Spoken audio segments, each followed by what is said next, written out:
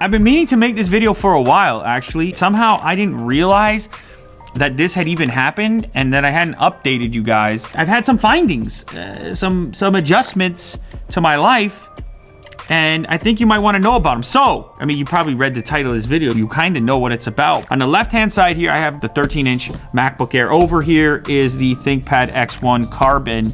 Now, when this laptop came out, I made a very complimentary video about it. The best laptop for most people. It was brand new, and based on that evaluation at that moment, it seemed like a really good buy for a lot of people, especially considering its starting price, the build quality, the association with the Apple brand. You know, just a good package for a lot of people. So I called it that, but I ran into problems with this shortly after publishing that video. In fact, I kind of felt guilty having called this laptop the best purchase for most people. So I came on here and I showed you guys that the keyboard was not functioning as expected. I had problems with the E key. Jack has a MacBook Pro, Kirk has a MacBook Pro, and Will has a MacBook Pro, and I do too. So this isn't coming from a place of just wanting to bash a particular brand, Apple, anything like that. This is just a personal experience. So anyhow, the E key starts to give out, then I kind of put it down and went back to using the MacBook Pro. Then I come into work and Will tells me his MacBook Pro is now exhibiting the same thing that this one was. Then the emails start to roll in for me of other people having experienced the same thing. And I was like, man, I think this issue is bigger than I had ever expected. And the guilt started to pile up for me. Maybe I should be warning people. Will Apple fix it? Presumably.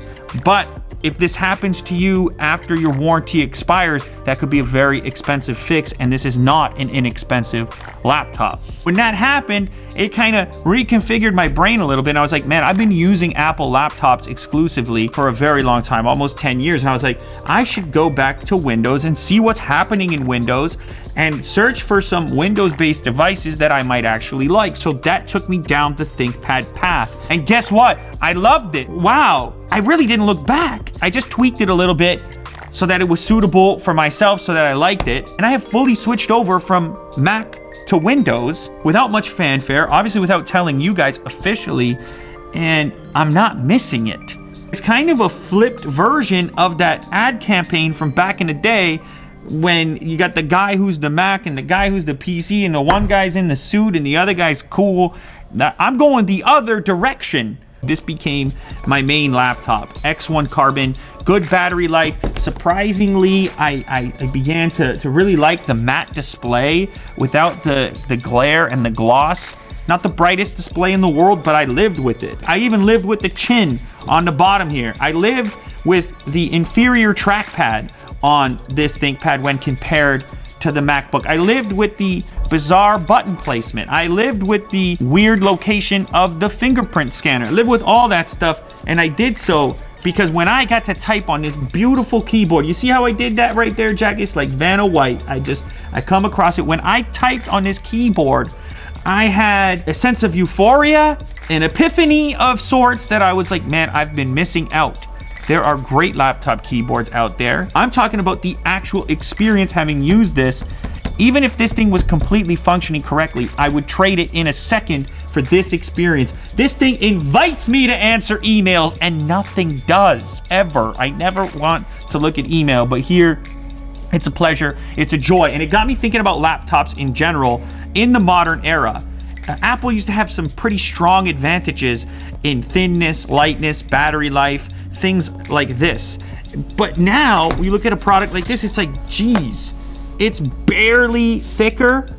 It's lighter, in fact, with a bigger display, 14-inch display, 2.5 pounds, 13-inch display, 3 pounds. Pretty much as thin, light, way more interface capacity here. Type-C to a breakout Ethernet, USB, there's an HDMI port, another USB port, headphone jack, SIM card slot. You could enable this device for full mobile connectivity along with a SIM card and a connection through your carrier, so you're always connected. It could be an always on mobile device. But the biggest thing was Windows itself. I went with like the simplest setup ever that I can show Jack here. I took the number of apps that I use like on a relatively frequent basis. I made them nice and small. I pinned them. And then most of what else I do just lives within the Chrome browser right there and via tabs. I mean, this thing is so clean. That's basically what I interact with. My daily life, cup of coffee over here, maybe it's over here, and checking, you know, a couple of different apps. I mean, it's Windows, guys. What do you really need? It got prettier. It really did. It's not like it used to be. It's more reliable.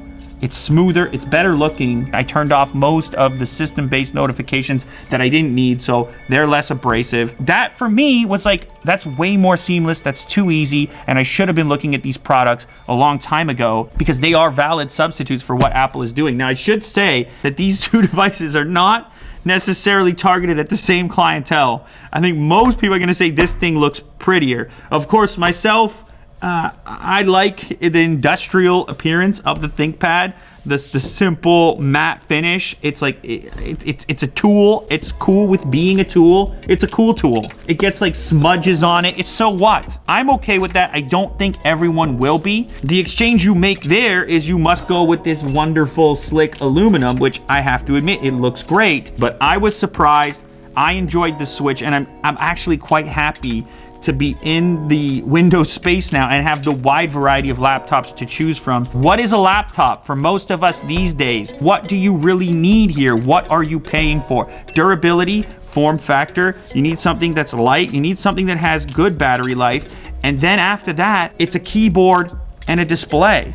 So ask yourself, how good are those components? And I can pretty safely say, not just based on my experience, but also on the reliability factor, that these keyboards on the MacBooks are flawed. And that is a major, if not the most major component in a laptop. It's a reason to pick up a laptop when compared to a phone or a tablet or some other device that you have.